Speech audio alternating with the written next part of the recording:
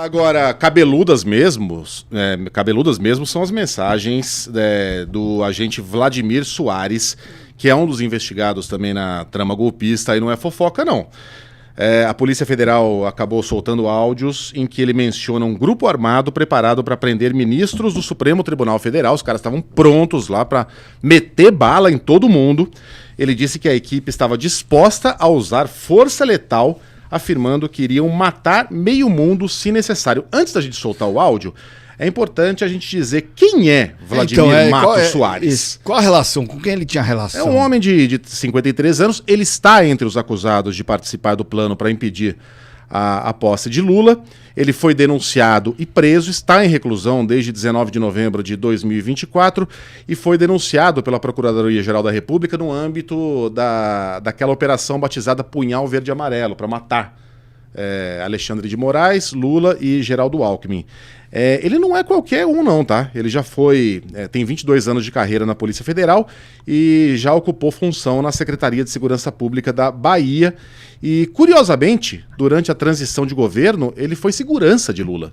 Foi designado para atuar na segurança do agora presidente no Hotel Meliá, em Brasília, onde estavam hospedados Lula e a sua equipe. E, segundo a Polícia Federal, ele utilizava este cargo para passar informações sobre o presidente recém-empossado. Bom, esses áudios ocorreram entre dezembro de 2022 e janeiro de 2023, ou seja, entre um pouco antes da posse e um pouco depois da posse de Lula. Pode soltar. Pois é, Lu, falando nisso, né, cara, realmente a gente tá num barco afundado, 60 dias naquele mundo ali, o povo. Eu estive lá também, né? Lu, eu posso falar para você aqui no privado, morre aqui, nós fazemos, né, de uma equipe de operações especiais que estava pronta para defender o presidente armado, sabe, e com poder de fogo elevado para empurrar quem viesse à frente, entendeu, velho? A gente estava pronto para. Só que aí o presidente, esperávamos só o ok do presidente, uma canetada para a gente agir. Só que o presidente deu para trás, porque na véspera que a gente ia agir, o presidente foi traído dentro do exército, né? Os generais foram lá e deram a última forma, disseram que não iam mais apoiar ele. Ou seja, na realidade o PT pagou para eles, comprou esses generais. Os generais se venderam ao PT no último minuto que a gente ia tomar tudo, entende, cara? E, Lu, a gente ia com muita vontade, a gente ia empurrar meio mundo de gente, matar meio mundo de gente, tava nem aí já, cara. E, Lu, as coisas aconteceram, né? O presidente está lá, hoje eu falei com o assessor dele lá nos Estados Unidos, eles estão nos Estados Unidos, falei com eles. Eles estavam até ontem sob o cuidado do Serviço Secreto, hoje estão sob o cuidado da Polícia Local, né? Esperando a negociação para Alexandre de Moraes, da última forma desses mandados de prisão de fake news, né? Só o ajudante de ordem, meu irmão, tem 4 inquéritos por fake news. O que é que o coitado do ajudante de ordem tem, cara? O Cid, né? Um cara gente boa, conheci. Então assim, cara, vamos tocar o barco. O Alexandre de Moraes realmente tinha que ter tido a cabeça cortada quando ele impediu de o presidente colocar um diretor da Polícia Federal, né? O Ramagem. Tinha que ter cortado a cabeça dele, era ali. Você tá entendendo? Mas não fez. Foi frouxo. Entende, cara? E tentou fazer tudo direitinho, 4 linhas, não sei o que, e só se ferrou.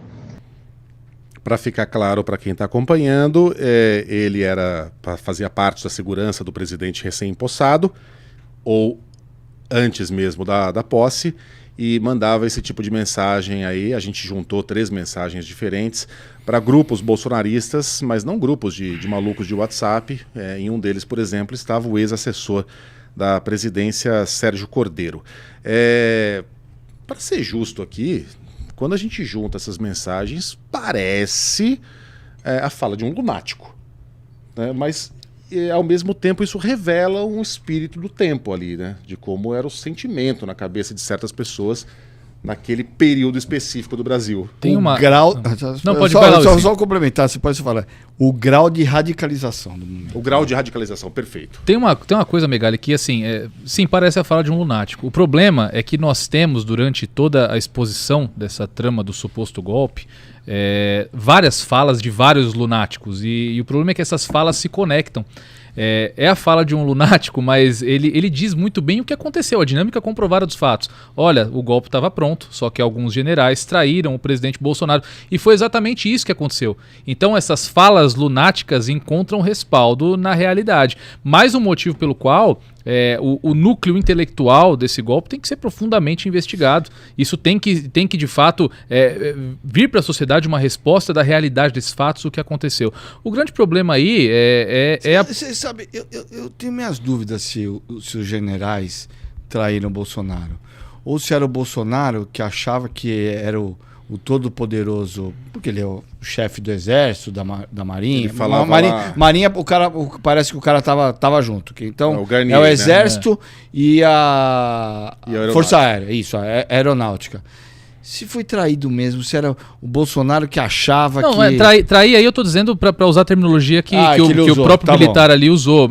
De fato, nós tivemos militares que abertamente já se negaram a participar. Eu quero que o Diego complete o raciocínio, mas quero voltar a isso, sobre a suposta traição. Vamos lá, Diego. Então, eu também não acredito que tá muito claro na dinâmica que não foi uma traição. Foi a forma com que o rapaz aí expôs esses fatos. Mas o fato é que, para que nós tenhamos de fato uma resposta eficiente a respeito do que aconteceu e até para nós culpabilizarmos e apenarmos os culpados a respeito dessa prática tão terrível, tão escalabrosa, que é de fato uma ruptura democrática, é necessário uma análise desses fatos fora do contexto de polarização política. Senão isso é utilizado para fazer contranarrativa, como eu acho muito oportuno, não estou dizendo que isso aconteceu, mas eu acho muito oportuno que esse tipo de coisa venha à tona na mesma semana em que está se discutindo ali a CPI do INSS e outras pautas também importantes que de certa forma atingem o outro lado da moeda. Então, talvez isso seria mais eficiente que acontecesse fora de um contexto polarizado, eminentemente jurídico, como deveria ser numa democracia séria. A gente vai chegar no INSS agora, mas sobre a traição. Bom, o Garnier, da Marinha, embarcou isso aí. Feliz da vida, né? Foi lá, nóis, conte comigo. O comandante do Exército, que é enfim, o mais importante aqui, né? Ele de fato não deu o último passo. Mas só o fato de ele ter permitido aqueles acampamentos... Gente, há duas regras básicas que a gente aprende desde sempre. Você não pode fazer manifestações em frente a hospitais e em frente à base do Exército e da polícia, por motivos óbvios. São locais estratégicos de segurança. E aquelas pessoas ficaram semanas acampadas com barracas. Não são barracas de camping. São estruturas em que havia um mini frigorífico. As pessoas faziam comida, distribuíam bandejão, e tudo isso acontecendo na frente dos batalhões militares por todo o país. Só o fato de alguém não ter arrancado aquelas pessoas ali já não é... Aqui era em frente à Assembleia, ali em frente ao Clube Círculo Militar.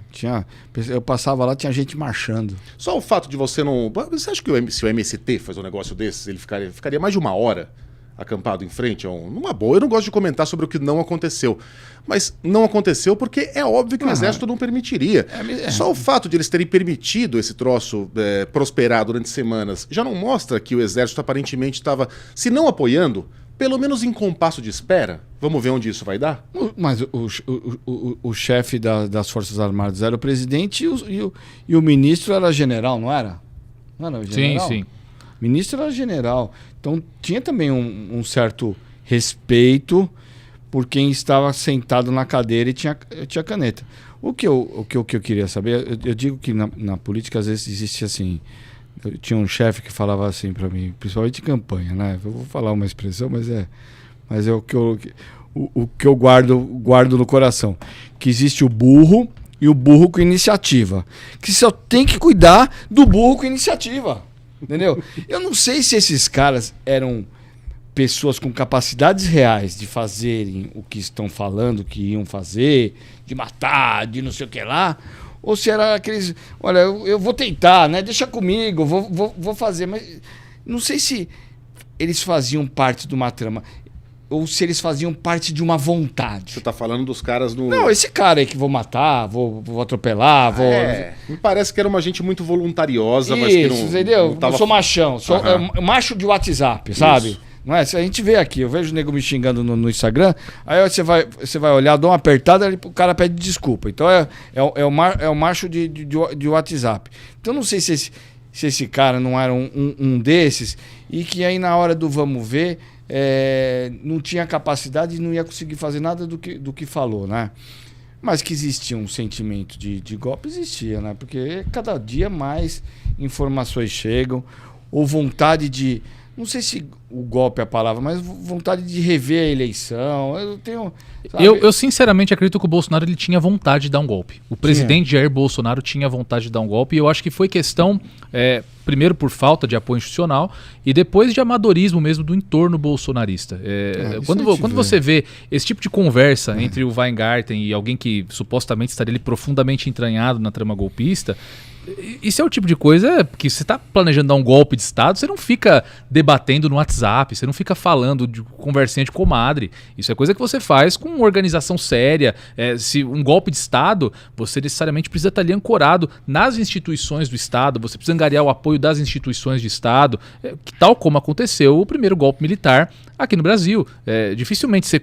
Enfim, eu acho que nesse cenário intelectual, nesse cenário estratégico, se é que dá para chamar de estratégia, um golpe não seria possível. Mas isso não muda o fato que eu acho que Bolsonaro e o núcleo mais próximo, eles queriam sim, de fato, dar um golpe. O desejo existia, né? Quando o Bolsonaro fazia aquele discurso e falava, eu preciso da sua autorização, e todo mundo gritava, eu autorizo! Não, Bolsonaro nunca disse autorização para quê, e nem precisava. Não, e permitia os pedidos absurdos, né? De intervenção militar, artigo 142, só o fato dele não ter manifestado de pronto, assim, não ter... saído dessa narrativa de pronto, já mostra que... Diego, e é isso, a coisa ficou tão explícita, tão escancarada, né? Eles estão esticando a corda, que aí até os Estados Unidos entraram na jogada e falaram, olha, nem tentem, não vai rolar. Foi a partir daí que o exército deu aquela recueta, né? Falou, opa, isso não vai vigorar.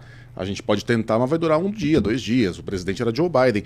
E o mais irônico é que eu acredito que se Bolsonaro tivesse esquecido esse papo de urna eletrônica, de eu autorizo, de eles estão esticando a corda, de eu não sou coveiro, e tivesse governado um pouquinho, ele teria sido reeleito com facilidade. Eu falo para todo mundo, se ele ficasse 1 mês fora do cercadinho, ele teria sido eleito. Eu brinco diferente. Fora do cercadinho. Com tudo isso, ele perdeu por 2 pontos. Exatamente. Eu acho que se imbrochável no dia 7 de setembro. Ao contrário, se ele não tivesse governado, se ele tivesse deixado um corpo técnico de ministros, o corpo ministerial do Bolsonaro no início da gestão, pode falar tudo, Paulo pode ter Guedes, opinião, mas você não pode falar que esse pessoal não é técnico, tinha muita gente boa. Era um ótimo. Se deixasse esse pessoal trabalhar, de fato, como essas pessoas tinham opinião a respeito de suas pastas, eu não tenho dúvida também que o Bolsonaro teria feito, na inércia, um belo governo. O problema é o contrário, eu acho que ele decidiu governar, ele decidiu trazer para o Poder Executivo do Brasil, para o Palácio do Planalto, a visão daquele deputado de baixo clero que ele foi por 30 anos. Quando isso invade o Poder Executivo, nós temos uma qualidade de gestão muito baixa, infelizmente. Essas coisas são engraçadas, né? É que nem a história das joias sauditas. Isso não vai prosperar, né? Isso já, enfim, já morreu ali, né?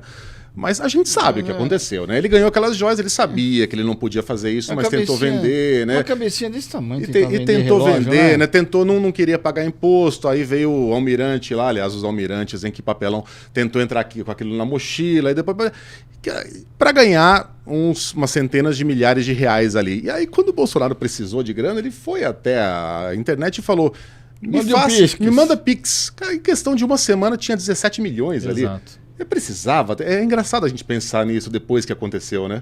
Não precisava de nada disso. Estaria reeleito e estaria rico. E não e outra, esse internet de bilhete. O presidente tem estrutura até o resto da vida, ele tem salário, tem partido para bancar. Segurança. Não precisava ficar vendendo Rolex no mercado negro, né? Quanto que valia o Rolex? 150 pau? E tá vendendo por quê? 30 pau? Pra gente valia muito. Não, mas eu sei, mas quanto vale um Rolex? 150 pau? Pra vender, quanto vale? Uns 70, 50, 40? Aí você vai ver o lugar em que... Não compra um carro. Você vai ver o lugar em que o Vacef foi vender, uma daquelas lojas de penhores. Por isso que eu tô falando. Nos filmes de Hollywood é aquele cara drogado, né, que rouba a TV da mãe. Quanto você me dá nessa TV? É isso. Mas entendeu? O valor que apegaram é um valor irrisório do que valia a joia, do que valia o relógio, que não ia fazer fortuna, não ia deixar ele rico, né? Mas nem de longe paga o capital político que ele perdeu com essa polêmica toda, isso, né? porque sempre vai ficar essa história, sempre vai ficar essa história.